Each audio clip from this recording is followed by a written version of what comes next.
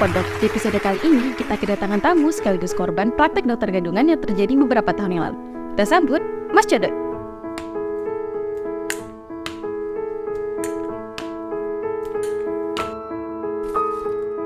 Selamat datang Mas Codoy. Panggil abang aja dok, saya bukan orang Jawa. Baik Bang, kalau boleh tahu bagaimana kronologi kejadiannya Bang? Sebelumnya kan dok, saya minta maaf dulu deh dok. Saya tak pandai kali sebenarnya bahasa Indonesia Raya nih dok. Tapi bolehlah saya coba sedikit-sedikit kan. Jadi gini ceritanya. Kemarin tuh kan sekitar 4 tahun lalu lah. Saya pagi-pagi bawa Honda. Tiba-tiba ada SMS tuh. Saya buka HP saya kan. Pas saya asik baca SMS, tiba-tiba ada auto kancang di depan saya kan. Saya banting lah stang motor saya ke kiri kan. Terjatuhlah saya kan. Sampai akhirnya tolong. Diatur yuk. Siapa Bang? Deh cari lah pakai batu buat nampak ada jatuh aku. Saya lagi lah. Nah gitu loh Bang, dia wak tolongan. Awak ada kenal dokter sampai berubah ke siko. Tapi sebentar lu di Bang, awak HP orangnya dulu buka pindahnya gini kok. Dari Bang.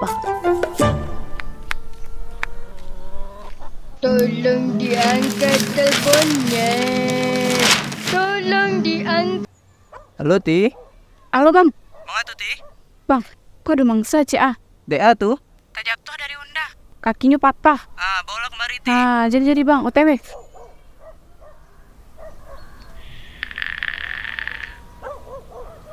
Tuh waktu habis kejadian tuh kan, dibawanya lah nih sama ibu-ibu nih. Ada yang nolongin saya kan. Katanya dia ada kenalan dokter dekat sana tuh lah kan. Dipapah lah saya sama ibu nih tuh ke sana kan. Tuh karena udah kesakitan saya kan, saya aja kece ibu tuh.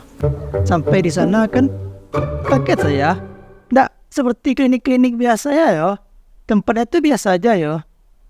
Suster nggak ada, bidannya nggak ada. Tiba-tiba diperbankan aja kaki saya sama dokter tuh. Terus katanya lagi Iko dia saranambo kalau dia capek cegak rendam kaki itu jo darah ayam betino yang masih perawan, insya Allah 2 hari cegak dia pacik ke cambo. Lalu kenapa Bang Codoy tidak langsung membawa ke rumah sakit saja pada waktu itu? nggak ada rumah sakit di sana tuh dok, jauh. Kalaupun ada kan, nggak ada pula PT saya untuk berobat tuh dok. Tapi saya yakin waktu itu sembuh, asalkan diobatin apa aja dok. Lalu apa yang terjadi selanjutnya? Keesokan harinya kan dicarilah sama istri saya tuh kan, darah ayam betina perawan tuh kan. Udah kok ada dosen sih cukup percaya mode-mode itu. Coba aneh dia, dokter tuh nyuruh modeko, udah tersasak lu batang lah. Kok ada darah ayamnya?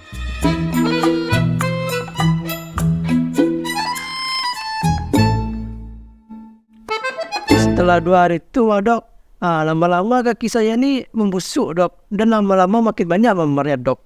Nah gitu akibatnya Bang, kalau berobat sembarangan bisa fatal akibatnya. Lalu apakah Abang sudah mencoba untuk menghubungi pihak yang berwajib? Itu dok, kebetulan dok, mantan selingkuhan istri saya nih dok, dia tuh kerjanya polisi dok. Jadi dia hubungilah mantannya nih dok untuk bantu saya dok.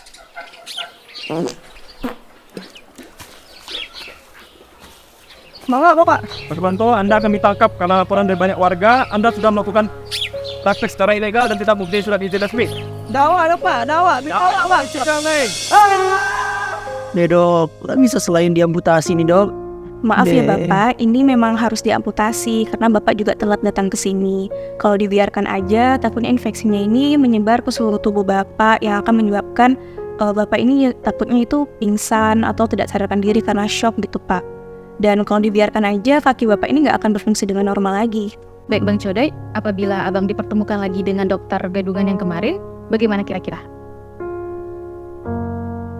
Baiklah, tim kami itu sudah mendatangkan dokter gadungan yang kemarin. Dia baru saja keluar dari penjara beberapa waktu yang lalu. Baiklah, untuk Bapak SS yang namanya sudah kami samarkan, silakan dimasuk. Berapa lama Anda dijatuhkan hukuman oleh pihak kepolisian? 3 tahun 2 bulan Bu. Cukup sebentar ya, kenapa Anda melakukan hal tersebut? Jadi awalnya itu saya untuk mencukupi kebutuhan hari-hari Bu. Soalnya istri saya juga banyak mintanya Bu. Dulu saya terobsesi untuk menjadi dokter, tapi karena otak saya tidak mampu, terpaksa saya melakukan hal seperti ini, Bu.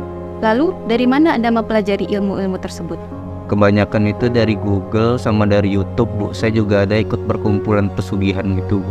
Jadi gini Pak, ilmu kedokteran itu tidak bisa dipelajari secara singkat, baik sehari, sebulan maupun dalam 1 tahun. Banyak tahapan yang harus dilalui oleh para calon-calon dokter dan belajarnya pun butuh bertahun-tahun. Bapak bayangkan aja, kuliah 4 tahun. Sebelum koas, selesaiin skripsi dulu. Lalu lanjut koas 2 tahun, belum lagi nunggu konsulennya. Sebelum internship, kita harus ujian UKM PPD. Belum lagi ambil spesialis ortopedi, itu sekolahnya minimal 4 tahun. Baiklah, untuk Bang Codoy, apakah ada pesan yang ingin disampaikan untuk Bapaknya? Tuh Pak, jangan kecewa dokter kok. Jadi dokter tuh barik perjuangannya. Kamu kuliahnya nggak mencari Google, YouTube. Saya tahu kamu apa sih punya Ya, alah tuh Mas dia, sumpah dokter wak lain. tugas dia.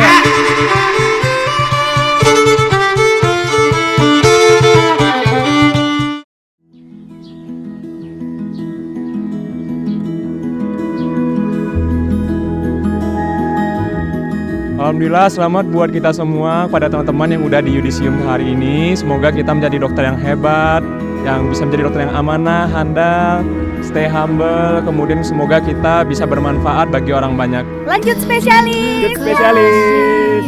Katanya semua aku. Selamat buat kita yang jumpa dokter pada hari ini. Semoga menjadi dokter yang amanah, menjadi dokter yang sukses, profesional, dan sukses di masa depan. Amin.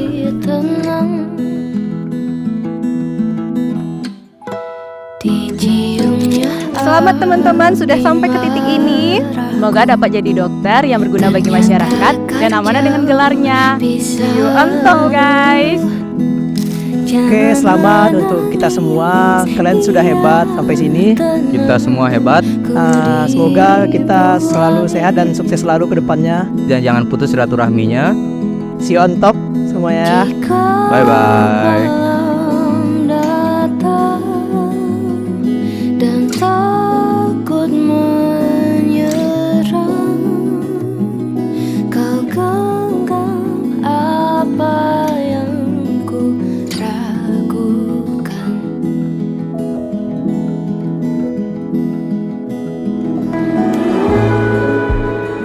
Demi Allah, saya bersumpah. Demi Allah, saya bersumpah. Satu. Saya akan membaktikan hidup saya.